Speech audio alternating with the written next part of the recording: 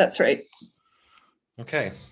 Well, so great to have you back. Welcome one, welcome all, welcome rulers to Night Rule. We're so pleased to be joined again by Professor Julie Rak. She's the Henry Marshall Torrey Chair in the Department of English and Film Studies at the University of Alberta. And she's here to talk about all things culture, philosophy, systems of thought. I mean, I always found in your class, Julie, I was just always impressed by the amount of information you seem to possess inside your brain. You know, I mean, I think as long as someone gives you the right cue, like we're one of those people, it seems as though as long as someone gives you the right reference, you can go to that reference and then just open up this file cabinet of stuff. Like, have you ever, yes, have you ever I mean, the analogy of, oh, sorry, go ahead. No, go ahead. The That's analogy. all right. The analogy of the file cabinet is really appropriate. Although as I get older, I think my file drawers are rusting slightly. But what I would say is that this is a lot like the way Augustine thought about memory. He literally said it was a filing cabinet. He thought you could just go there and get it out. And he didn't realize that's how computers would work. So it can look like that sometimes, but really my mind doesn't work. It's more like a bunch of piles of paper somewhere. It sounds like me. Things out. Anyway, well, yeah, it's a delight to be here, Isaac, and I'm super happy to talk about ideas like I always am. Yeah, no, it's a pleasure to have you back. So I wanted to bounce off our previous discussion, which is now unlocked for everyone. That was one of our first premium episodes, I thought, which was appropriate. We were talking about the study of literature and moving beyond a kind of historical reading or a reading based on the biography of the author. And I thought, in terms of bouncing off that, I wanted to, now we were having a conversation before we hit record, you know, and I was saying how even though I've moved a ton of times and I've given up almost all my books, I've always held on to Literary Theory and Anthology, edited by Julie Rivkin and Michael Ryan. Fantastic anthology. Yeah. And, you know, going back and reading it, it's really interesting to go back and read it after all this time because, you know, it really inspired a lot of thought inside me at the time, but you know, a lot of time has gone by. I've changed as a person, and it changes the way you read these things as well, going from, you know, a 21-year-old undergraduate to a mid-30s malcontent, know nothing, know it all, ne'er-do-well. But in the interests of kind of continuing the conversation here, I did want us to talk about formalisms and probably specifically Russian formalism today, because I think it's you know, really interesting for me personally to revisit it, and it's something that I don't think people know a lot about. So what I'll do is I'll read from the intro to the formalism section right at the start of the book. This is on page 3, Rivkin and Ryan. This is a segment from their introduction, Formalisms. It has become commonplace of literary study that to study literature is to study language. Yet prior to the formalist movements of the early 20th century, Russian formalism and American new criticism, the study of literature was concerned with everything about literature except language, from the historical context of a literary work to the biography of its author. How literary language worked was of less importance than what a literary work was about. Two movements in early 20th century thought helped move literary study away from this orientation. The first movement was the attempt on the part of philosophers of science like Edmund, is it Husserl? Husserl, yeah. To isolate objects of knowledge in their unmixed purity. And that's interesting. And just a quick aside, I'm sure we'll come back to that. Yeah. The Russian formalists, a group of young scholars, and please, Julie, correct my pronunciation and admonish my pronunciation here as much as need be. Victor Schlovsky, Roman Jakobson, Boris Tomaszewski, and Boris Eichenbaum, who wrote in the teens and the 20s, 1910s, 1920s, were influenced by this approach. For them, literature would be considered not as a window on the world, but as something with specific literary characteristics that make it literature, as opposed to philosophy or sociology or biography. And maybe you can comment a little bit more on that kind of at a high level for people before we delve into some of the individual writings that we wanted to talk about. Sure. I think that it's really wise to start with thinking about formalism historically, even though the formalists probably wouldn't. Ironic. Wow. Okay. Yeah. Well, they had a reason. And so I think there were a couple of things that were really significant there. One of them was the intellectual ferment in Russia. So Russia, of course, was in the midst of a revolutionary moment.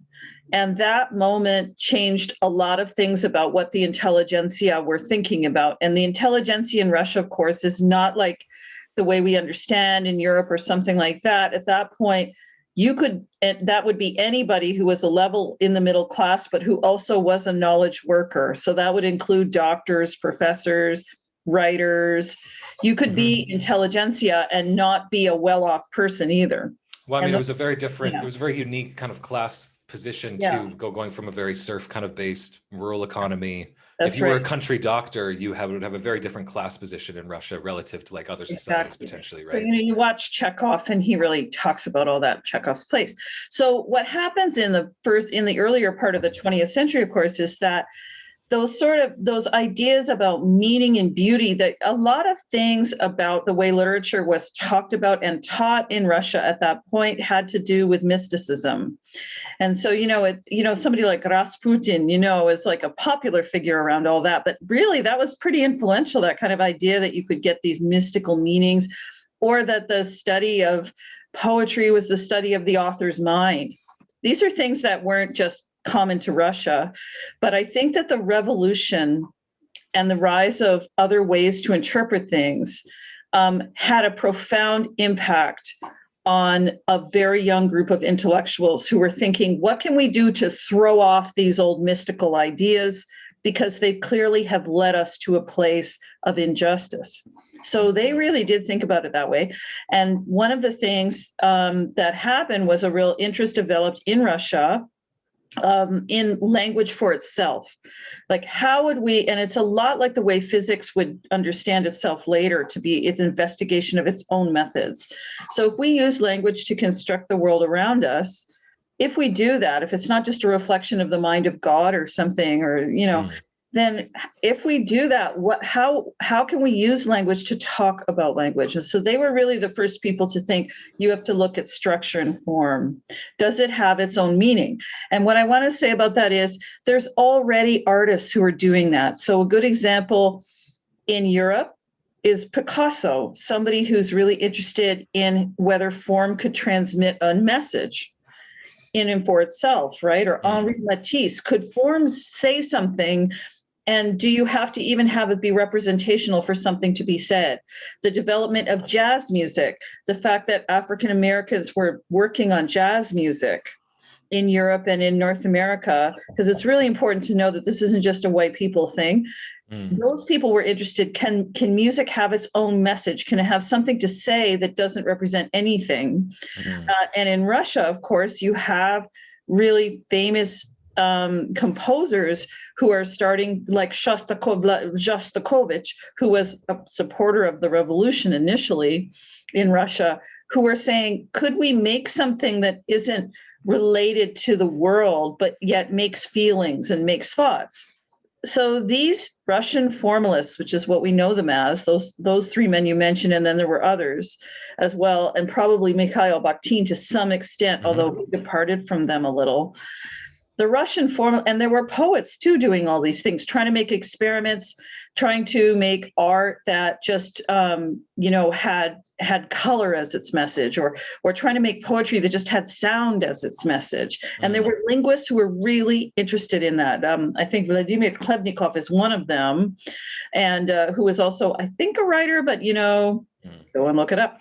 But people were interested in sound, so what does that mean? That means that form has its own life. It has its own thing, and you could look at it. And that's really the beginning of formalism. Russian formalism was really interested in that. And did it have a relevance in the world? beyond some kind of mystical relevance? Did it? And to them, it was modern. This is like understanding the structure of buildings. If you think about architecture and modernism, where you show the cement, you show the metal, you show the glass. Like to us now, you look at a skyscraper and you think, oh, whatever, we see those all the time. But imagine before that, buildings disguised what they were. They didn't say what they were. They had all kinds of decoration on them, so you didn't look. It's a little bit like from my era, because I'm older. The 70s had record players and they hid them inside of these wooden consoles. Yeah, the hi-fi, yeah. The hi-fi. The hi-fi hides itself. Imagine not hiding it and trying to see how it worked and see its mechanical nature, and that would have its own beauty. And that is formalism. They're kind of doing the same thing. They're saying, let's get the decoration off the structure and actually see how it works. So that's what these particular formalists were doing, as opposed to some of the others who do other things. Now, would that tie into some of the other modernist movements in literature, like in say early American or the 20th century American literature? You had people like I don't know. I've always been a big John Dos Passos fan, but there's all kinds of writers that were experimenting with form. They were interested in kind of like really making the novel like a malleable form where they're mixing different languages, different voices. Sure. A good example would be somebody like James Joyce, who's creating experiments that are calling attention to how he made something in addition to other things, trying to understand mechanical inventions like the clock and time in terms of how to tell a story. So yeah, there is. And the reason why this happens is that the revolution rolls on in Russia. And things get a little hairy for some of these folks. Like they welcomed the changes in the revolution, but when things really started to get serious in Russia, and especially when Stalin comes into power, things get a lot more doctrinaire for these intellectuals, and some of them are in danger. Some of them go to jail or are exiled, and some of them just leave the country. And where they go is Europe, and they encounter these other people working on these things, and they influence them. So French structuralism is influenced by Russian formalism because they are all in the same place in Paris. They all go there. And, and Russian people who were intelligentsia at the time could speak French because that was the language everyone learned. So they could talk to these folks. So that is one of the reasons why you see some consistencies. Wasn't French like the language of the court? I mean, this is pre-revolution, obviously, as well. Like in Russia, like people don't realize that in St. Petersburg. It was. I never know what to call the city. It was the language of bureaucracy. So the way that English is today, lingua franca, it was literally a language of exchange. That's how French was. So they could speak when they went there. So they would go to France. They didn't all go, but a lot of them did, because they were leaving a revolution that to them had become excessive and was even dangerous. And so they wanted to keep pursuing the ideas that they were developing there. So that's where all those expatriates go. And, it affects everything. It affects dance and ballet and art and literature and also theory. And that's what we're talking about today. So that's how that happens. That's it's really fascinating because, French structuralism is like, I mean, if you've gone to university, you studied the humanities, you probably would have encountered it, but I don't feel like Russian formalism as an antecedent is really gets much play. No. The Russians at it again. So but let's get some meat on the bone here. We read the introduction. Yes. What is Russian formalism? So I thought a good place, and this is where they start off, Rifkin and Ryan, page 28, Vladimir Propp, The Morphology of the Fairy Tale. Yeah, Vladimir Propp, yes. Yeah, and this I actually find Propp just stylistically like quite easy to read. Yes. And I don't know, it kind of rhymes in a lot of ways with some interesting stuff. So but I'll just start. This is page 28. Sure. Go ahead. Quote, "Let us first of all attempt to formulate our task. As already stated in the foreword, this work is dedicated to the study of fairy tales. The existence of fairy tales as a special class is assumed as an essential working hypothesis. We are undertaking a comparison of the themes of these tales. For the sake of comparison, we shall separate the component parts of fairy tales by special methods, and then we shall make a comparison of tales according to their components. The result will be a morphology, i.e. a description of a tale according to its component parts and the relationship of those components to each other and to the whole. What methods can achieve an accurate description of the tale? Let us compare the following events. 1. A czar gives an eagle to a hero. The eagle carries the hero away to another kingdom. 2. An old man gives Suchenko a horse. The horse carries Suchenko away to another kingdom. 3. A sorcerer gives Ivan a little boat. The boat takes Ivan to another kingdom. 4. A princess gives Ivan a ring. Young men appearing from out of the ring carry Ivan away into another kingdom, and so forth. Both constants and variables are present in the preceding instances. The names of the dramatis personae change, as well as the attributes of each, but neither their actions nor functions change. From this, we can draw the inference that a tale offers identical actions to various personages. Yes. This makes possible the study of the tale according to the functions of its dramatis personae. Yeah, great passage. Okay, so what is going on there? There's a couple of things. If you are a mathematician, you totally can see what's going on. If you're a computer programmer, you can completely see what's going on. Based on this. So you have constants and you have variables. Variables are assigned, like let X equal, let A equal, and then you can change at different points. But you'll always have equals, plus, and minus, and they don't change, right? They always add. Plus doesn't ever do anything, it's positive. It doesn't do anything else. Minus is something. And that's where you have it here. So you can see, if you were able to see those sentences laid out for you, you would see the constants. Gives, there's always a gift, and carries. Somebody is always taken somewhere. It doesn't matter who the people are. You can change them. They're variables. That's what he means. And so this is very clearly meant to be, and it thought of itself as a scientific way to look at how language works and how stories work. So he uses the word fairy tales. Propp is very famous for that. Fairy tales weren't, and those kind of stories weren't. I mean, the Brothers Grimm had already collected things, for instance, in Europe, right? The real Grimm's fairy tales, if your listeners don't know, are much more interesting than the Disney version. So just trust Disney and go look at the real thing. But totally. People knew that these stories were out there and they were circulating, but there was no understanding that they could be read the way that you might read literature. So like, how do you read them other than know that there's a whole bunch of them? So here you can see Propp is trying to create a systemic way to see these different tales. Like maybe repetition is important, right? He's not reading for uniqueness. Maybe what matters is that you have commonalities and they're all the same, and then other things change. What is the relationship between the elements? There's always someone who gives something. So who is that? So you're thinking about stories in terms of their component parts.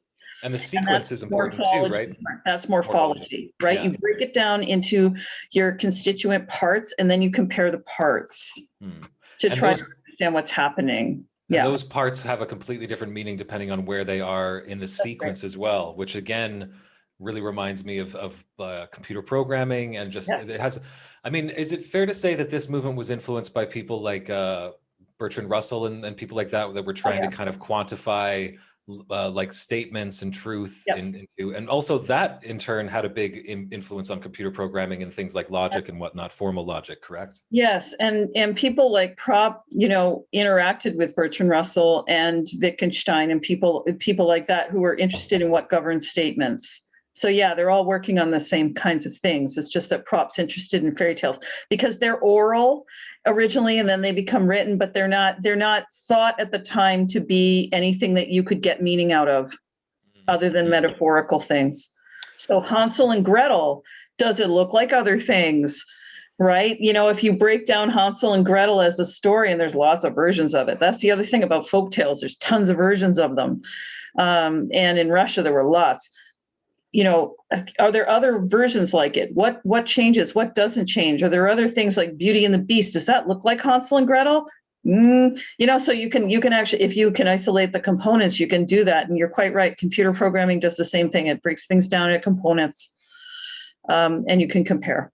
So, yeah. I mean, what's interesting to me as well is, and sorry, I just got a message I have to answer really quick.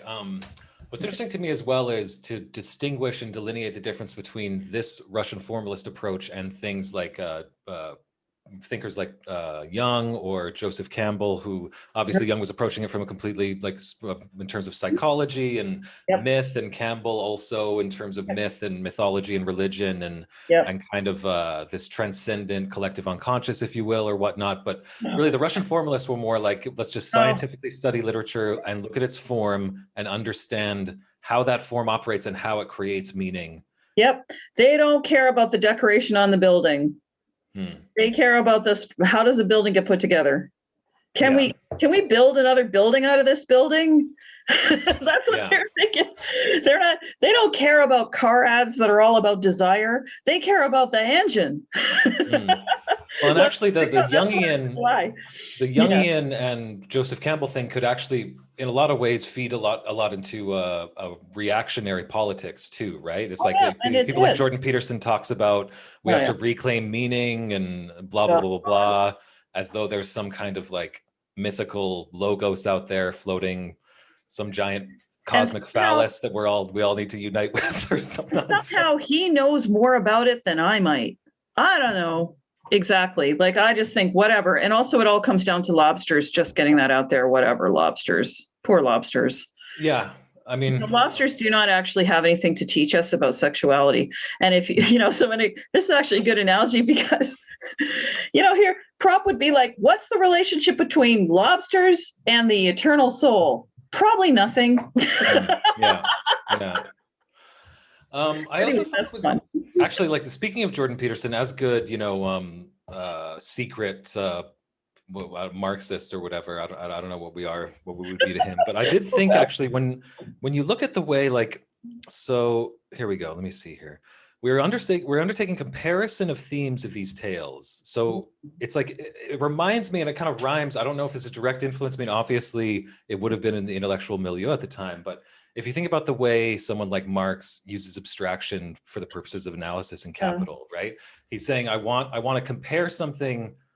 I need some kind of means of making things equal or pseudo-equal for the sake of comparison and analysis. And I'm going to abstract things. And it feels to me like, for the sake of comparison, we shall separate the component parts of fairy tales by special methods, and then we shall make a comparison of these tales according to their components. That could be, that also seems to me kind of derived and influenced and leveraging for great benefit, perhaps. Some of the Marxian kind of methodology that might have been around. Yeah, especially for Marx, I think it's actually a really interesting comparison to make. And it's absolutely true. Marx wanted to make a science of studying capital, and he knew what scientific methods were out there, right? He had learned them. He had learned all kinds of inquiry, including Kant and Hegel. He had studied Hegel and people like that. So he knew that to make a science, you needed to break down and isolate things and do objective work on it. So he was not, for instance, somebody in favor of Sigmund Freud's way of doing things like that. He was not in favor of that. But yeah, he would have been influenced by that. This stuff was stuff people were talking about, how can we be scientific in our study of society? And he's certainly not the only person who would have used some of the same methods, but the conclusions are going to be different because Marx is going to say that the conclusions that he will give you will lead you to political action. And Vladimir Propp would not say that. He would say they will lead you to the understanding of what the structure is. So somebody like, there's another formalist from this period, Tsvetan Todorov, right? And Todorov is really famous for applying the same method to the study of science fiction and fantasy, what we now call SF, speculative fiction.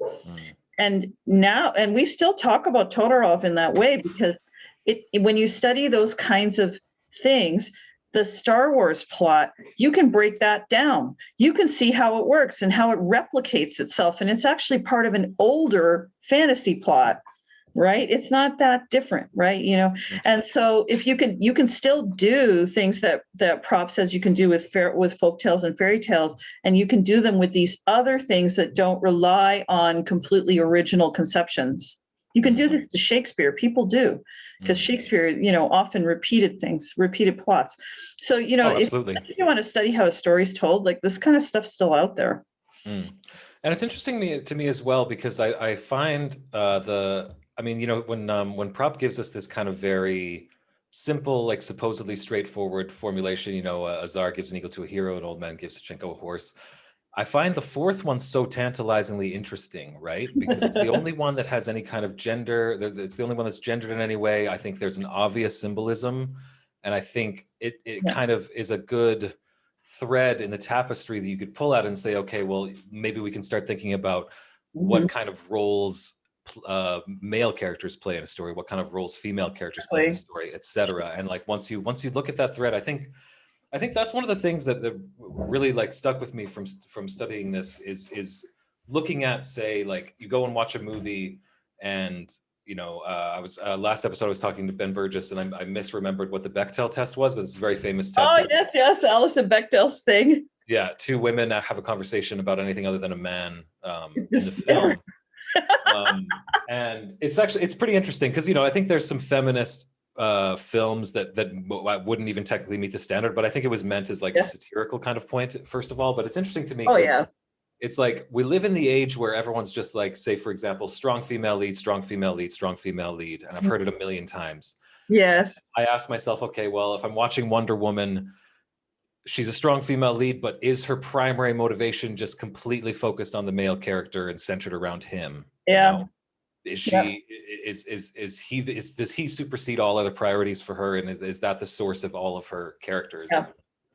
You know, and it's like, well, you ask yourself, okay, well, so you can have a strong female lead, but if the woman still plays the same role in the story, and the boundaries of that story are the same, aren't you? You're ultimately kind of you're telling the same story ultimately, you know? Yeah, you're just switching somebody's genitalia. You haven't really done anything. That's right. So why isn't it female lead? Or what would a weak male lead look like? That's a good question. You know, so one of the things about this kind of stuff you're talking about is that structuralist stuff, really, the gift of it has been the gift of method, being consistent. And if you break something down and figure out something like that, you can say, well, what's its opposite? Can you actually say there's an opposite? Can you say that there's a homology? Can you make comparators? You know, sometimes structuralists don't do any more with it than that, which I always find disappointing. But you're showing a way to another kind of a reading, right? Where we can go, okay, fine. And there's lots of other people who, like Laura Mulvey is a classic example, who did take structuralist ideas along with other ones and help us understand how does the male gaze work in a lot of mainstream film. And that's male gaze is like decades old and people still use it. So because Hollywood doesn't change very much. So, and neither does Bollywood really. Right. So, just to clarify, the male, that's male gaze, G-A-Z-E. That's a fantastic essay. I'm sure we'll get to that at some point, and that'll absolutely. Be a really that's right. I remember, that's G-A-Z-E, not G-A-Y-S. That's the whole point. But yeah, we can absolutely get to that. But I think that some of those things also make their way into an attendant field called semiotics, which became a way, specifically in France, and also those Russian emigres I talked about, developed a more rigorous or consistent way to understand how the sign works. And that really, semiotics is a really good, even now, I would still say, a really good way to understand, for instance, how advertising works. And I still teach this stuff to my students because I think we're surrounded by images. We're surrounded by all kinds of digital signs asking for our attention, telling us to pay attention. And we don't always have very good ways of understanding how they work or how they're working in us and on us. And semiotics can kind of slow that down and help you understand that. And for me as a teacher, it's really important to give students especially, but anybody really, the tools to try to understand that digital world, because otherwise it's just going to work on you without you knowing why or how. And, you know, you wake up one day and you want to buy a Ford Explorer and you just don't know what happened. Semiotics can tell you why. And okay, I think semiotics might be a good one for our next talk.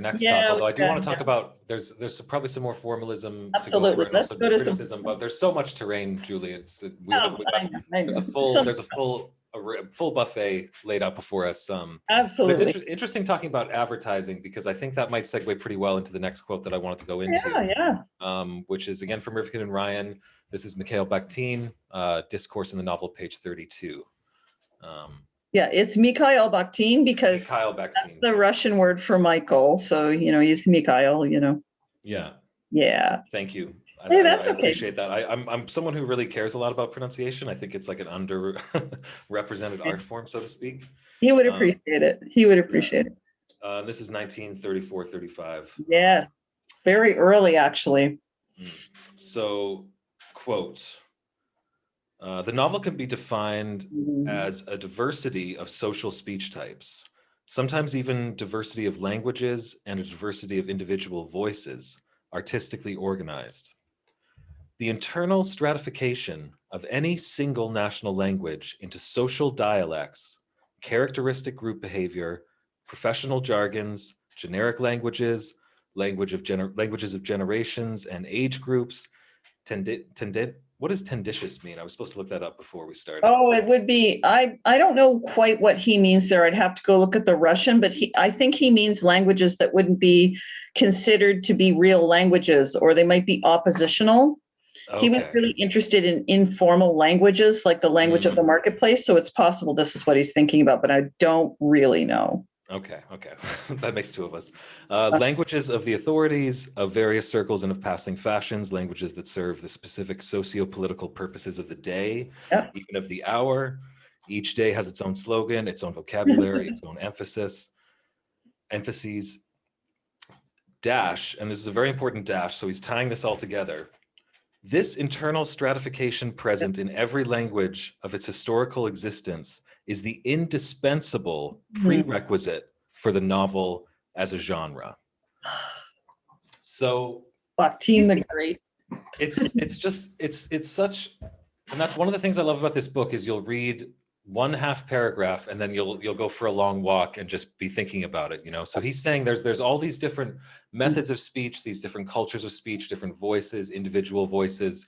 I think a lot of these things he cites are all very like evocative, and languages of the authority, languages of just the socio-political needs of the day. I think when I watched, for example, anything from the early 2000s, you can really see the politics of the day in the mainstream network television of the time, because there was this overarching theme of, say, for example, any episode with a Muslim character, they would be like, look, we understand, we don't want to be racist against Muslim people or prejudice against Muslim people, but you have to admit all the terrorists are Muslim, so deal with it, basically. And you just see that as a through line from like 2001 to 2015, before they finally gave up the ghost on just being like straight up apologists. Actual Muslims like make stories and stuff. Yeah, sure.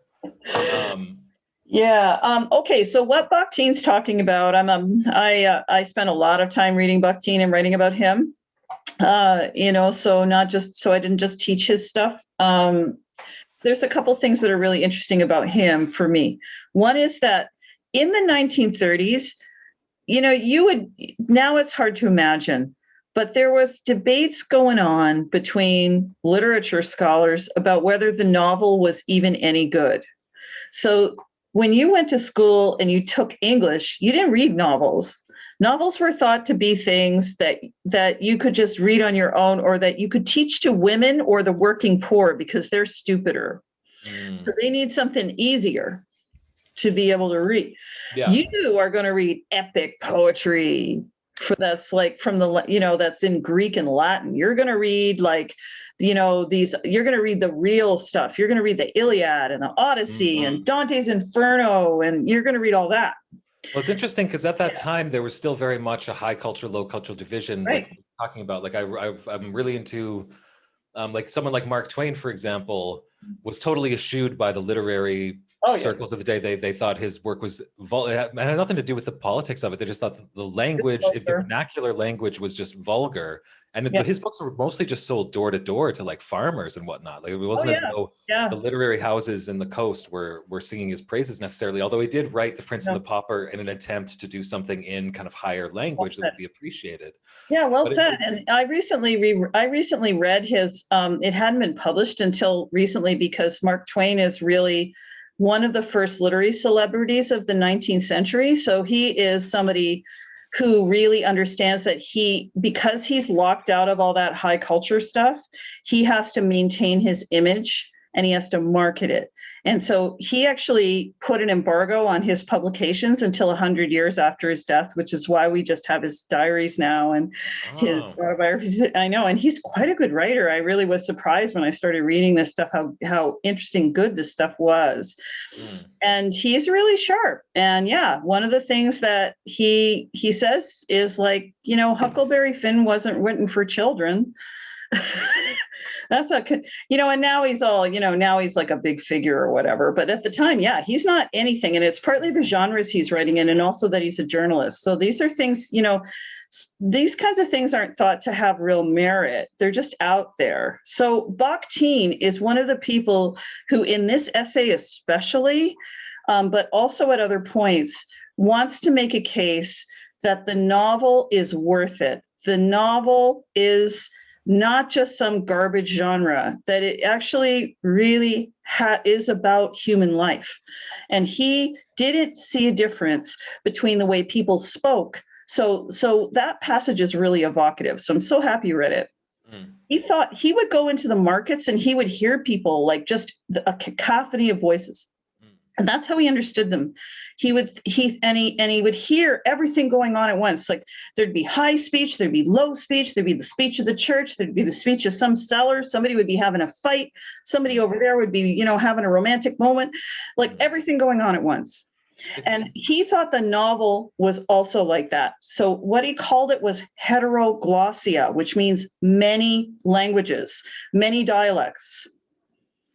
And that's what you're seeing in that passage. He's talking about all these different things. And so what says later on the essay is a novel is like a symphony orchestra, but the conductor has lost control. And everybody's doing what they want. And so he says, you can look at a novel and you can see all those different languages happening at the same time. You can see the official ones, you can see the unofficial. And he would take a novel, and he would use something like, like Dostoevsky, or he would borrow like Dickens. He really liked reading that. And he'd be like, okay, look at this high official stuff going on over here, on one side. And the other side, there's all this other stuff, and it's fighting together. And he called that dialogics. Like he thought they were in dialogue. They were fighting it out, the languages. And that's why the novel is exciting. Because he didn't think that happened in poetry. And he thought poetry was completely different and it didn't work the same way. So in his effort to say structurally, so in other words, at the level of form, right? He didn't, unlike these other Russian formalists who are really, they don't care about the social meaning. Like Vladimir Propp did not care about the social meaning of the fairy tale. He didn't care. But for Bakhtin, he thought, no, the social world has the same structure in it. And then you can read something and it has it. So there's no difference for him, right? He did. And that's a really big thing for people at the time. And people like Julia Kristeva discovered Bakhtin's work years later. She's, for those of you in the audience who not sure who Julia Kristeva is, sometimes I don't know if she knows either. She was early advocate of deconstruction and also certain forms of feminism. And she actually wrote really, really interesting work about horror, the idea of horror, and also about depression. She wrote a book called Black Sun, right? That's about that. But she was really interested in Bakhtin. Like she discovered this stuff and she translated it from Russian into French. And she was like, because he didn't leave. He didn't go to Europe. He stayed in Russia, although he was internally exiled. And, and I think, Stalin watched him pretty closely. So he was afraid that he was going to be seditious. So, Bakhtin doesn't leave. So she finds this stuff and she says, oh my God, this is like this guy's not making any distinction between the social world and the literary world. What can we do with that? And that's really, that's where Bakhtin's work becomes important later for deconstruction. And that's kind of how that happened, because she found him. It's interesting because when I'm reading this, I think of, you hear writers say just anecdotally that, they'll start a project and they'll invent this character, and then it's almost as though the character takes on a life of their own and they do what they want. And when you look at what Bakhtin is saying here in terms of divergent voices, divergent speeches, and languages and voices and all these different forms, it would make sense that you could have something like a character that seems like they're beyond your control because you've invoked one element of, say, like a high official character or something like that is probably going to take on a life of their own based on the life that social element of language has. And as you were saying early on, like you even if you're looking at a film or something and you see all these assumptions about Muslims and how they're supposed to talk and how they do stuff, regardless of what nice liberal thing you want to say about them, you're still going to make them, talk in this way. And I think, or you make them talk or you make them not do that. And that's kind of how you can see how those languages are connecting to each other or not. For Bakhtin, he thought that the novel was about conflict. And that conflict was exciting. He didn't think it was about getting along because he thought that when things get along too much, they die. So he called that monologia, when there's only one voice. And he says the language of the Bible is that it's only one voice. It's been read that way. It doesn't have to be that way, but it's been read that way. And he talks about if you insert the Bible into a novel, it just falls like a rock through the whole thing. He talks about it like that because he says that discourse doesn't want to have anybody come into it and affect it. He thought that the two different, this is discourse in the novel, different voices, let's say in a novel, maybe they're represented by different characters, or maybe you would have a narrator who's even different, from those characters. They're all kind of influencing each other a little bit. When you're reading, you can see, you can hear. But the Bible doesn't get influenced by anything. It doesn't ever change. It's just there. Somebody quotes and it's just like boom, So he's like, oh, it just dies. He doesn't like it. So that's interesting. It's endlessly fascinating. I mean, the applications are just so ever present. But I do want to continue reading from the same page as well. So, and again, this is discourse in the novel. The novel orchestrates all its themes, the totality of the world of objects and ideas depicted and expressed in it by means of the social diversity of speech types and by the differing individual voices that flourish under such conditions. The use of the word flourish is interesting there to me. Yes. Oh, that's very, very Bakhtin. Authorial speech, the speeches of narrators, inserted genres, the speech of characters are merely these fundamental... Oh, wait, hold on. The speech of characters are merely those functional compositional unities with whose help heteroglossia, which you mentioned before, can enter the novel, diversity of voices. Each of them permits a multiplicity of social voices and a wide variety of their links and interrelationships, always more or less dialogized. These distinctive links and interrelationships between utterances and languages, this movement of the theme through different languages and speech types, its dispersion into the rivulets and droplets of social heteroglossia, its dialogization is the basic distinguishing feature of the stylistics of the novel. And speaking of stylistics, just what a prose stylist. Oh, yeah. You should see him in Russian too. It's crazy. Okay, so there's lots of ideas to unpack there. We're never going to get to everything. But one thing to think about is that heteroglossia, right? Like that in your life, like just think about how, if it was not, even if it is COVID, actually, it might work. But let's say as you go about your day, you go outside, you hear a whole bunch of different kinds. You might hear some construction workers and they're talking a certain way. And then you go to a store to do some pickup because, you're social distancing and you're doing the right thing. So you're picking up some food or something and you hear something else. You hear some other kind of thing. And you've got both those in your head. Let's say now that you're a writer and you want to write about that day.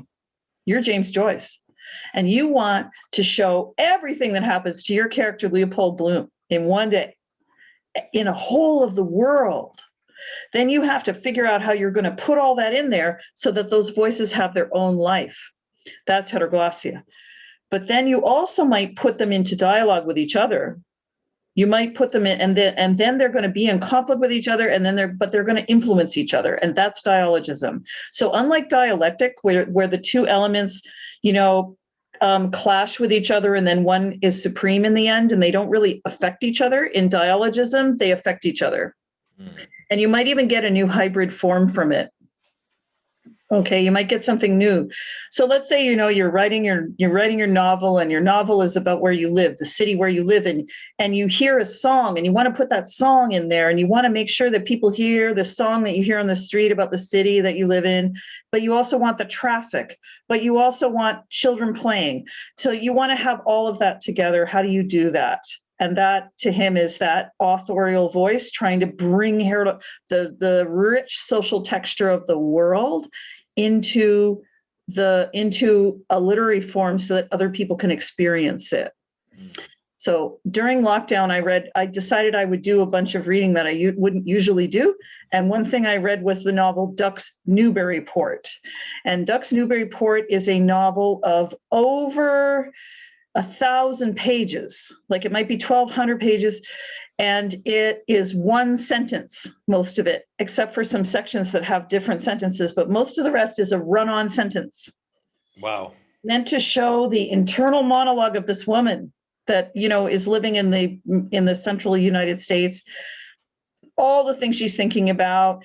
Stuff happens, but it's only her voice, but everything comes into that voice. That would be an example of somebody trying to do that, trying to give the sense of what somebody's head's like, but also how do they move through their day? What are they doing? And it has a James Joyce kind of a feel to it.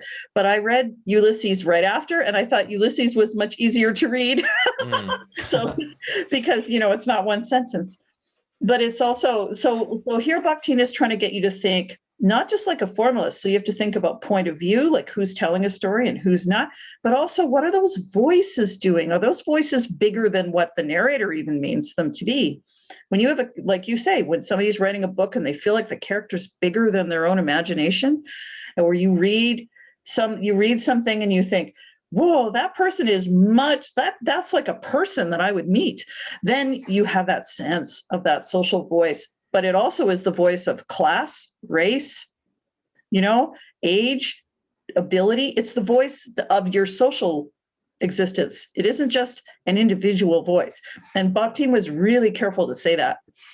He thought that you are never just you anyway. You're a product of all those voices and discourses and thoughts and words. And you are a product of those, and you interact with them, whatever the you is. And in a novel, it does the same. He didn't think it was different. So there you go. I don't know if that helps. No, that's fantastic, and we'll start the wind down procedure. I know you got stuff you got to do. So Yeah. Thank you so much for coming on. I was looking forward to this for a long time, and so much fun. So I mean, but it's fair to say, like, I think one of the most fascinating aspects for me is this idea that the novel is the product of a certain type of society, almost like a cultural moment in history where societies have reached a certain level of complexity. You can imagine that, a monochromatic society, a monolithic society wouldn't produce a novel, or certainly not a very good novel, obviously, right? Well, there's acres of terrible novels that are made in totalitarianism. So yeah. Yeah. It's like the required, there's a requisite vitality to the actual society that this is coming out of, and the ability of the novel as a form, as opposed to say poetry or theater or film or music, is potentially to speak with a lot of detail to that actual society that it stemmed from, and it kind of internalizes the complexity, or at least is imbued by it. Yeah, that's how Bakhtin saw it. And he thought that, and he thought that if those things are in a living way inside of a novel, you wouldn't be able to mistake that. And then that's a living society that you can see. So, and other people have made the argument that other genres do those things, and you could say that as well. But he was trying to make a case for the novel because nobody was really paying attention to it. So he wanted to say, no, this is something the novel can do that other things don't do. Like a sermon doesn't do that. A sermon's about one way to see something. It's one person's voice or idea. But this is not. Even if you think you try to make it just you, you're never going to. Yeah. It's too ungoverned, and it goes everywhere. Right. So if you read, the Brothers Karamazov or something, you'll see different voices, different social things happening in the book. That's why people still want to read it. So that's sort of what he meant. Yeah. No, I think it really allows one to really. This is one of the things I loved about studying critical theory, is Yeah. it really allowed you, say you read something for the first time just to enjoy it. If you read it for the second time with some of this analysis, you can really find a lot of really interesting stuff. It's like you find gold in like a certain sentence, a certain character, a certain line. You realize that it's got this kind of like subterranean life that you can kind of think about and consider from different vantage points, you know? That's wonderful. Yeah. Yes, it's my hope. And as an older person, I go back and read these things too, and I think about them differently. So it's good. One thing about formalism that we should leave your readers with, or your listeners, I should say, Sure. is it's Viktor Schlovsky. We should never forget about him, because he's really significant, because he is the person who said, what makes literary language different from other kinds? And this is really a cornerstone, stone for formalism, because they were really interested in that. Like, you have the phone book, right? That's one thing. But why is a poem not like a phone book? Or why is a short story not like a deed to a property? Like, what is the difference really? And what he said was that literature, or literary language, I should say, exists to make the stone stony. So he said very famously, he said, it exists to make you enact the work of defamiliarization. So you go through your life, he would say, and you don't pay attention to the details of your life. You hear a bird sing, you hear that bird every day. You hear traffic, whatever, you hear your children. But the literary language exists to recall to you the strangeness of those things and to make you see them some other way, some essential way that you didn't see them before. So that's what it makes the stone stonier. It doesn't just tell you there's a stone, it helps you to see or experience that quality. And that returns you, Isaac, to Husserl and phenomenology and the idea of what does it mean to experience something, and can you know it in a way that you don't know it logically? And that's what phenomenology is, in a very basic way, right? Regardless of which phenomenology you use, that's what they were all interested in. And so Schlovsky is really good for that. And so he said the work of formalism is to understand how that works. How does that special language make that stone stonier, or make that experience bigger, or do something you didn't know? And for decades and decades, people have really got a lot out of that. So I wanted to make sure that your listeners heard and see what you think of that. No, I appreciate that. I remember really liking that essay too. That might be that might be a good bouncing off point for the next one. Like I remember, is that the essay where he's talking about like telling a story from the horse's point of view, for example, defamiliarization? That's right. Yeah, that's right. No, it's very interesting. Yeah. What if the horse talks? Yeah. What would you find out that you wouldn't find out? That's right. Yeah. No, that's a great, we'll put a pin in that and we'll start there next time. Okay. Julie, I really appreciate you taking the time. I hope you have enjoyed the rest of your weekend, and really appreciate all the fine work. And I'm sure the listeners are going to love it too. So those of you out there, please subscribe. We're on YouTube now, on Twitter at PodRule, and on Patreon at patreon.com/nightrule. And we've got some fresh mixtapes up, and there's some fun content coming out very soon. Awesome. Probably got at least 3 or 4 recordings planned in the next little while. I was doing a little bit less for the last month, but now I'm back on the horse. Nice. So to speak. Excellent. I look forward to it, and I look forward to even hearing what you have to say and what your listeners have to say about form, content, and how do they relate. That'd be excellent. I look forward to that. Okay. Thanks so much, Julie. Me too. All right. Take care. Bye for now. Bye.